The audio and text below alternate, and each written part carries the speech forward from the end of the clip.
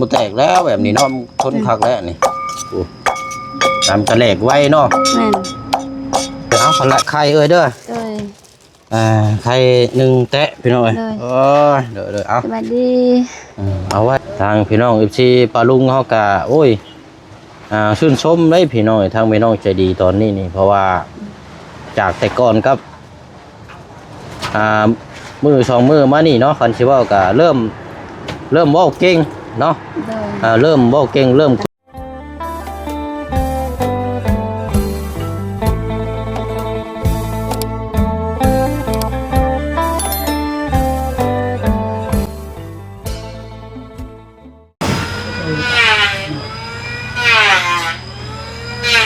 แดดฮ้อนเอาคือเก่าคือเดิมมื้อนี้กันเนาะแสบบีพี่น้องเนาะเสียงกบไม้พี่น้องเนาะสรันวันไหวอยู่กำลังเร่งมือเพราะว่าอีกบ่กี่มื้อกี่วันนี่ก็จะเป็น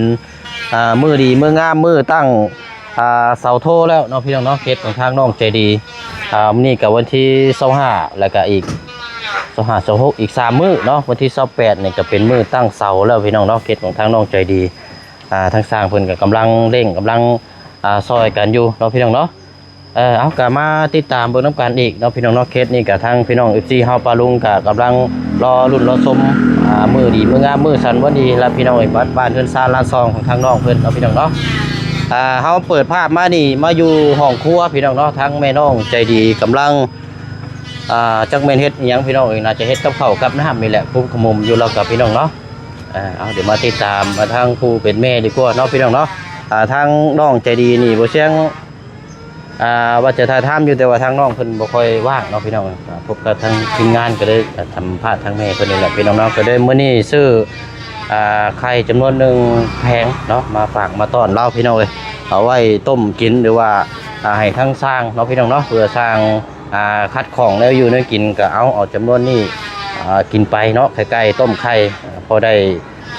อยู่ได้กินแต่ละมื้อแต่ละวันเนาะ3เฮือนซ่านนี่แหละพี่น้องเนาะเอาเดี๋ยวเบิ่งนํกันเนาะกราบสบายดีและสวัสดีพ่อแม่พี่น้องเบิดสุขุสุขคนนะพี่น้องเด้อเนาะพบเจอกันอีกคือเก่าคือเดิมแดดฮ้อนเอาแสบบีเนาะพี่น้องเนาะพัดมาอยู่ที่เขตของทางน้องใจดีติดตามเบิ่งน้ำกันอีกเนาะบ้านพื้นซานล้านซองทีมงานเพิ่นก็เข้ามาแต่เช้าๆพี่น้องเนาะแต่ละคู่แต่ละคนก็ตัวนี้ก็เฮาพบเจอกันนี่เวลานี่สิประมาณสิเข้าเที่ยงแล้วล่ะพี่น้องเนาะตัวนี้ก็แดดฮ้อนเอาเนาะไปเดี๋ยวพูดคุยน้ำกันเนาะทั้งแม่น้องใจดีแล้วก็ถือว่าเป็นคนที่โอ้ขยันเลยพี่น้องมันเพี้ยนเห็ดเนื้ออยู่เนื้อกินเบิ่งทางสร้างเนาะ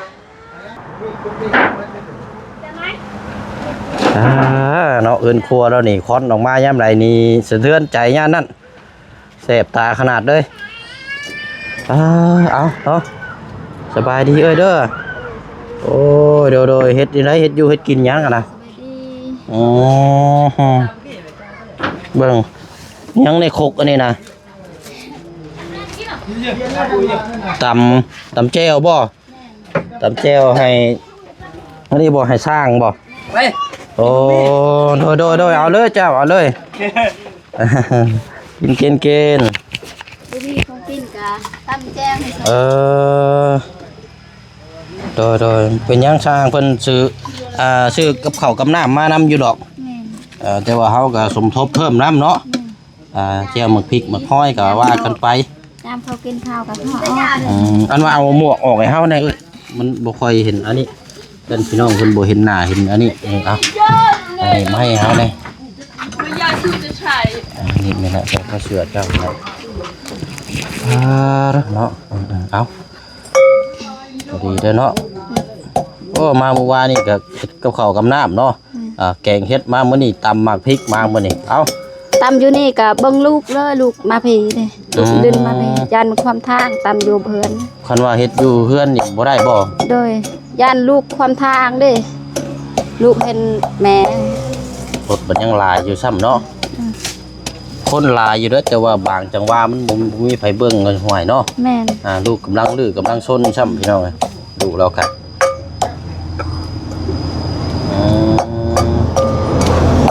เกลือนี่เนาะแม่นเบิดแรกเกลือกันเบิ่งโอ้ คักอยู่ได้แจวแบบสิเนาะ แม่นแล้วคั่วข้าวคั่วกับคั่วมักเพชรอีก อ๋ออันนี้อันบ่ได้ตำเป็นมิตรนะเจ้าไปตำแล้วจังมาตำอีกเทื่อนึงบ่นี่นะ2เทื่อบ่ บ่ตะนี่กะจะนี่ตำบ่เปื่อยเด้กะคั่ว โอ้ป้าอันโคกนี่ฮะคักแท้นี่คือบ่ค่อยเห็นอันนี้เนาะ แม่น มันเป็นโคกแบบไรนี่เอ้ยโรบิเนียมบ่นี่มันยัง เอ้ยก็ฮู้คือกันเอ้ยฮู้คือกัน โอ้เสียง จะ ปาน ตำบ่ได้แตกเด้ เด็ดบ่เนาะ แม่น เสียงตำนี่คือข้องกระลงงัวช่ำพี่น้องกลิ้งกลิ้งโคกแล้วกันโอ้มันบ่แตกแล้วแบบนี้เนาะมันทนคักแล้วนี่โอ้ตำกระแหลกไว้เนาะ แม่น อืมตำแล้วนี่แม่นย่อไปให้เพิ่นเลยซั่นบ่ แม่น ฟังพอดีแล้วซั่นเนาะแต่ว่าพักได้บ่จักสร้างเฮาก็คือเงียบกบคือบ่ได้ยินเสียงเลย เขาพาก้อนยังย่อให้เขา เอามาติดตามมาเบิ่งน้ำกันอีกรอบหนึงมื้อนี้ก็เอ้ยเด้อ แม่น เรื่องเฮือนซานลานซองจักหน่อยก็สิได้ย่อได้สิเห็นรูปร่างเฮือนซานน่ะก็โอ้ย อืม พักแล้วบาดนี้มีแล้วนี่เจ้าก็เบิ่ง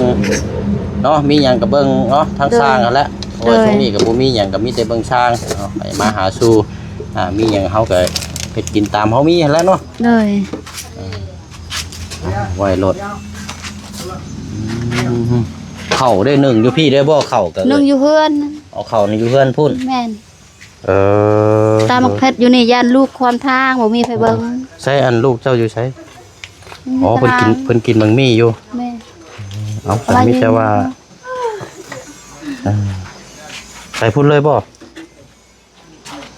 ย่างวีไผเบิ่งลูกย่าน ใช่นี่เพิ่นเอาอยู่หั่นน่ะลูกจะเอาอยู่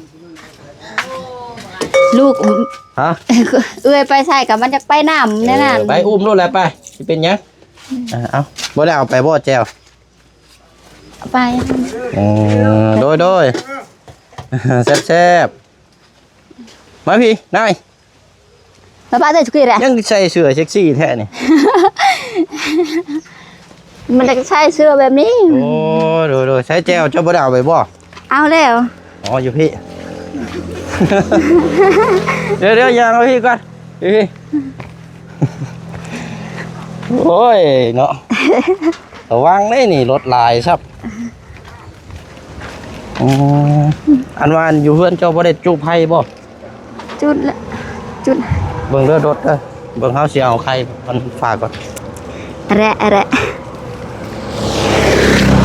อันนี้เอาอันนี้พี่น้องสมทบซอยกันเนาะเฮ็ดนี่กินน้ำช่างเขาเดี๋ยวไ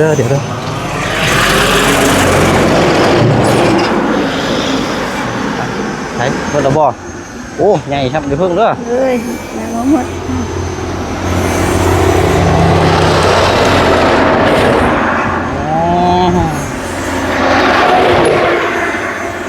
มันจะมีทางหน้าโอ้ใส่ว่าครัวนี่เนาะ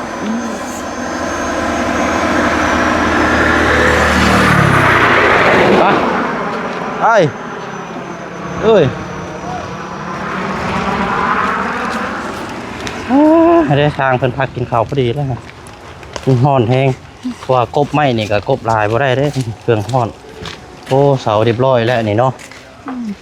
เป็นกบตัวที่สำคัญไว้พี่น้อง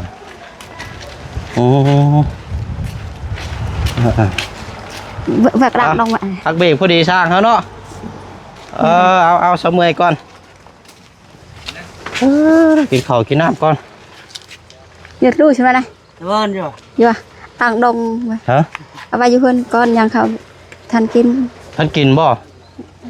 เอาไปสักขึ้นไปเพื่อนๆเจ้าก่อนใช้อยู่ใช้เดี๋ยวจังลงมาเบิ่งทั้งนี้โอ้เฮือนเนาะลงสีรองพื้นแล้วนี่แบบนี้นี่ เอาตะไคร้บนนั้นอะไรนะ ไปไปเก่งเด้อฮ้อนแดด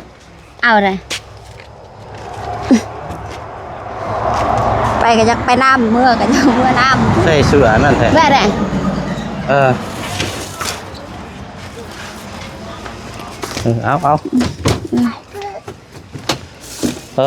โอ้ตายเอาเจ้าก็ยังนอนอยู่นี่บ่ เลยนอนอยู่นี่นะ อ๋อเอาซะโอ้บ่ได้ขึ้นมาแต่เฮิงเด้นี่พี่น้องเพื่อนน้อยเรานี่เอาหั่นละไข่เด้อ เลย ไข่1แตะพี่น้องเด้อเอา สวัสดี เอาไว้สมทบมาแล้วกับช้างเด้อเฮาก็จักสิซื้อหยังมาฝาก เลย กับต้มให้ลูกเจ้าอะไรเฮ็ดกินซั่นน่ะเด้อ เลย อยู่ในช่วงที่กำลังดูแลเนาะ เลย กำลังเบิ่งกำลังแย่งหั่นแหละเฮือนชาลานแฟนเฮาเนาะ เลย เอาบ่เบิ่งบ่แย่งบัดมันก็จักแนวใดได้เนาะ เลย เบิ่งแย่งและผ่านไปผ่านมาสร้างก็เป็นคนบ้านเดียวกันเป็นคนก็เว้ากันแบบภาษาเดียวกันอยู่เนาะ เลย สบายอยู่ดอกสมทบเนาะในอยู่ในกินทั้งทีมงานก็ซื้อของฝากของต้อนและพี่น้องก็มาหลายอยู่ในอยู่ในกินพอได้กินอยู่หรอกที่ถามแต่เจ้านี่แหละนี่เพราะว่าทางนอกจะดีก็บ่ค่อยได้อยู่เนาะ เลย เพิ่นก็ติดกับทางทีมงานพี่น้อยก็ได้บ่ค่อยว่างก็ได้สิถามไปทางผู้เป็นแม่นี่แหละสิดีกว่าเพราะว่าให้ผู้เป็นแม่นี่สิเป็นรักเป็นทานเนี่ยจังน้อยเนาะให้ดูแลทั้งอาหารการกินเนาะมีหยังก็จังว่ากันเนาะ เลย กินแล้วบ่สักข้าวเจ้าเอ้ย ตอนเที่ยงเนี่ยยัง ยังอยู่บ่ เลย กินแต่ตอนเช้าเนาะ เลย อันสร้างเพิ่นบ่ได้กินบ่อีกจังน้อยซั่นบ่ เลย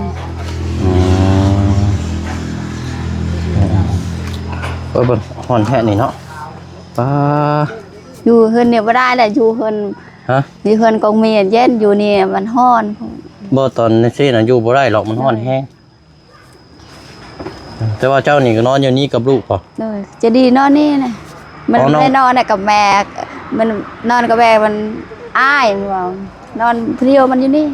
แต่ว่าก็นอนอยู่นี่คือกันเนาะ เลยแต่มันนอนอยู่นี่มันไม่ได้นอนอยู่หมู่ เท่ากับตัวนี้นั่นนอนอยู่นำกันนี่3คนเนาะ เลย โอ้เอา มันอยู่ซาดน่ะมันนอนมันไม่อยากนอนนำกัน มันอ้ายมันว่า โอ้ปกติแล้วเราก็เป็นสาวแล้วเนาะ แม่นนะ ใหญ่เป็นสาวเลยอันเท่ากับกลับมาอยู่นอนนำกันแหละ3คนตอนนี้ก็เนาะ เลย เอานี่แหละเนาะเป็นครอบครัวเราก็มีน้ำกัน3คนนี่แหละพี่น้องข้าวสารบ่นั่น2สอบนะเอ้ย เลย โอ้ก็สิเบิดนี่ก็หึงเติบอยู่ดอกเนาะ เลย มืออยู่ดอก น้องอาจารย์ลาวแหละซื้อมาให้ เป็นข้าวสารนะว่าบ่ แม่น บ่ได้แม่นข้าวอันข้าวเปลือกบ่ บ่ข้าวสาร ข้าวสารเนาะ เลย มีแต่อันตักแล้วก็มาเลยเนาะ เลย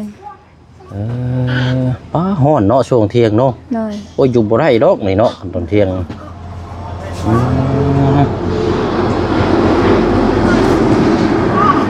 มีแต่พาลูกและไปเด็ดอยู่พุ่นแล้วเนาะ เลยฮอนแบบนี้เล็กน้อยมันบ่ยอมฮอนแบบนี้ แบบบ่ค่อยอยู่ซั่นบ่ เลย อันเจ้าหันหน้ามาพี่นี่หันหน้ามาโอเคมันหันข้างไปพุ่นนะอย่าพี่น้องเพิ่นบ่เห็นปานใดโอเคเอานั่นแหละก็ทางพี่น้อง FC ปาลุงเฮาก็โอ้ยชื่นชมเลยพี่น้องทางพี่น้องใจดีตอนนี้นี่เพราะว่าจากแต่ก่อนกับมือ2มือมานี่เนาะคันสิเว้าก็เริ่มเว้าเก่งเนาะ เลย เริ่มเว้าเก่งเริ่มคุยเก่งแล้วบ่คือแต่ก่อนพี่น้องเริ่มคันสิเว้าก็บ่คือแต่ก่อนเนาะพี่น้อง FC เพิ่นว่าโอ้ดีว่าซั่นเริ่มเว้าเก่งเริ่มคุยเก่งมันก็เป็นผลดีสำหรับเฮาเนาะ เลย มันยังปีนยังนะเบิ่งอยู่หั่นบ่ได้มีหยังบ่ เหยียบแต่น้ ตกน้ำบ่โอ้ยังมาเป็น ำ มีดเป็นหยัง ดิ จักเท่าไรก็จักปีจักเดือนก็ 3 ปีแล้ว 3 ปีแล้วบ่นี่นะ 3 ปีแล้ว โอ้แต่ว่ายังผู้น้อยอยู่เนาะ3 ปีก็ เบิ่งมันนุ่งเสื้อก็เสื้อผู้หญิง บ่จริงต้องแท้เนาะแล้วนี่สิบ่แม่นแก้มแดงสิบ่ใหญ่มานี่ฮะแก้มแดงทรงจุ๊บบ่จักบ่ เอาวันนี้วันที่25 26 27เนาะ28นี่ก็ย่อ เลย เอาถือว่าอีกบ่กี่มื้อก็สิได้เห็นนี่แหละพี่น้องเอ้ยรูปร่างเสาเนาะเพราะว่าไม้นี่สร้างเฮานี่เพิ่นมากบนี่จักมื้อเด้อ3มื้อนี้บ่ เลย 3บ่คือ4มื้อนี้ 3มื้อนี้ 3มื้อนี้เนาะ เลย โอ้ยจันแล้วอยู่สะกบมื้อนี้เนาะ เลย เพราะว่า มื้อนี้คือบ่แล้วละมื้ออื่นละมื้อก บไม้ได้ เลย ว่าแล้วยังอีกก็เพราะว่าตัวสำคัญนี่เพิ่นกบไว้เบิดเนาะตัวไม้คือคางอันหยังต่างๆกบไว้เบิดเลยมื้อนี้บ่ได้ไปเฮ็ดเวียกใส่บ่มื้อนี้ อยู่เฮือนว่าสิเอาพื้นแต่ อ๋อ บ่มีใครเอาลูกก็จะดีก็ตรงแม่ก็เฮ็ดเวียกมัน ถ้าอยู่ บ้าน ถ้าอยู่น้ำเมื่อยก็บ่ค่อยอยู่ว่าลูกเจ้าผู้น้อยนี่ เลยมันหายอยู่ อ๋อบ่ค่อยอยู่เนาะ เลย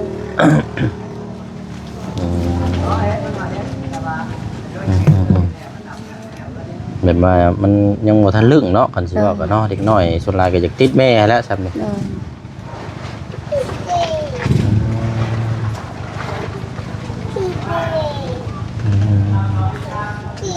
เอาดีแล้วเนาะเบิ่งแยงหลักๆเลยก็การกินการอยู่หั่นแหล้วเนาะ เลย กับประคองเบิ่งน้ำกันไหนที่เฮาเบิ่งได้เฮาก็เบิ่งน้ำกันเนาะ เลย มันก็จะเป็นผลดีสำหรับเฮาและก็ทั้งครอบครัว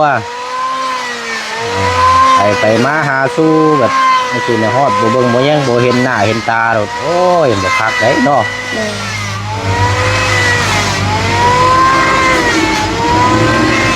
ได้เดี๋ยวดีละ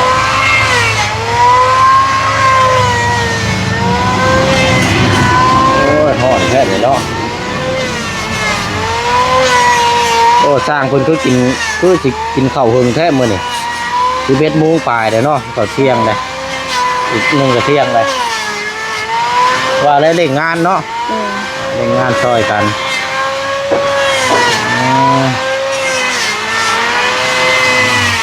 เอาละเดี๋ยวจังหน่อยสิลงไปซ่องเบิ่งอัปเดตเบิ่งไม้ก่อนเอากระปุกยังอีกฮะนี่ น้ ฮะ ำน้ กระปุกน้ำบ่ ำเลย น้ำกินเนาะนี่บ่ น้ำใส่แบบว่ามาเข้าน้ำคือ อ๋อ กินจะได้เลย น้ำมาเข้ามาน้ำเนาะ เลย เอ้าทางน้อยแท้ทางใหญ่บ่มีบ่ เลย โอ้มันสิพอทั่วอยู่บ่นี่เนาะ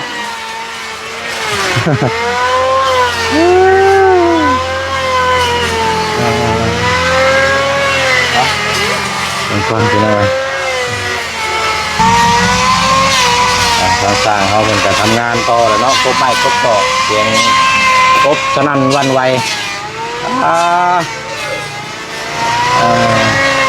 เอานอนเด้อไปหากินมังมี่จังหน่อยเนาะเจ้าพามังมี่อยู่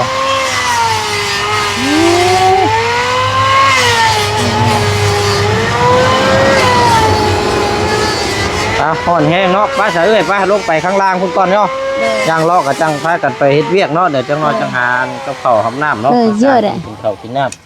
เยอะเลย ำโอ้บ่ได้ขึ้นมาแต่หึงเนาะก็คือว่าแบบสะอาดเป็นเบิ่งเนาะ เลย เออคิดไปก่อน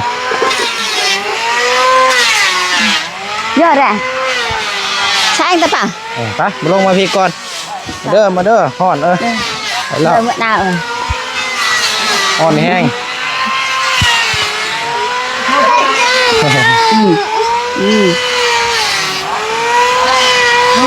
เลยไก่จะยอมเมื่อหน้าแหละ วันไวโอ้ ป่ะ อยู่บนตอกเลยเนาะตั้งไว้ชื่อนี่ ตาย น้ำมีเพื่อนเลยนี่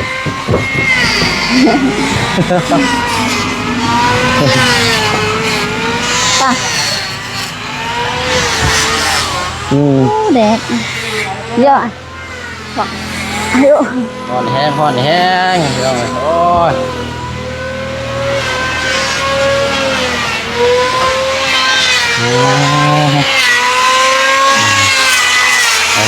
โอ้ประตูซื้อมาแล้วเนาะ แม่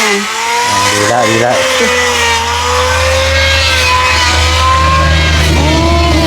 ห่อนนะฮะพอรถบ่ห่อนบ่ใกล้ได้ เย็นแล้ว เงยหมาดนะฮะเริ่มเย็นแล้วเนาะ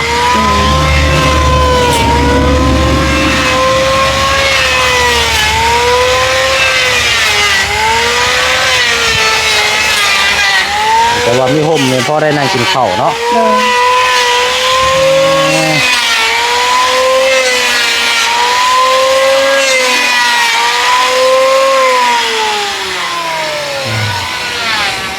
ใช่เอาโอเคได้ใช่เลยเด้อเอาเดี๋ยวมาเยี่ยมมายามไม่เด้อ เลยสวัสดี โดยเฮาการเห็นแล้วมีแต่ไข่นี่แหละมาสมทบเนาะช่วยกันแล้ว ตก พี่น้อง ใจเด้อ โดยไม่หมอนนะเนาะจังหน่อยก็สร้างเพิ่นพักเบะหากินข้าวกินน้ำไปเนาะพี่น้องเนาะขอตัวเดินทางไปเรียกงานต่อต้องการอีกก่อนบัดนี้พี่น้องเนาะมาติดตามผลงานอัปเดตเนาะเรื่องใหม่เรื่องสองในพี่น้องเลยครบแล้วไปเลยของน้องคุณน้ากันแล้วพี่น้องเลยยังครบใหม่แยกอยู่แล้วกันเอาบริซื้ออัน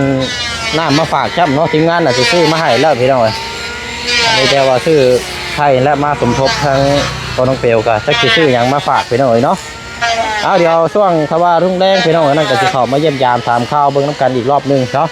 เดี๋ยวคลิปนี้ลาก่อนเด้อพี่น้องเด้อเนาะโทรศัพท์กับฮ้อนแท้ฮ้อนว่าเป็นน้ำอากาศน้ำอากาศนั่นแหละพี่น้องบุกตัวมันนี่เนาะเริ่มสีเขาเที่ยง34-35เลยพี่น้องฮ้อนแห้งเนาะบ๊ายบายเด้อพี่น้องเด้อเดี๋ยวมาติดตามเบิ้งน้ำกันอีกต่อไปนะพี่น้องสบายดี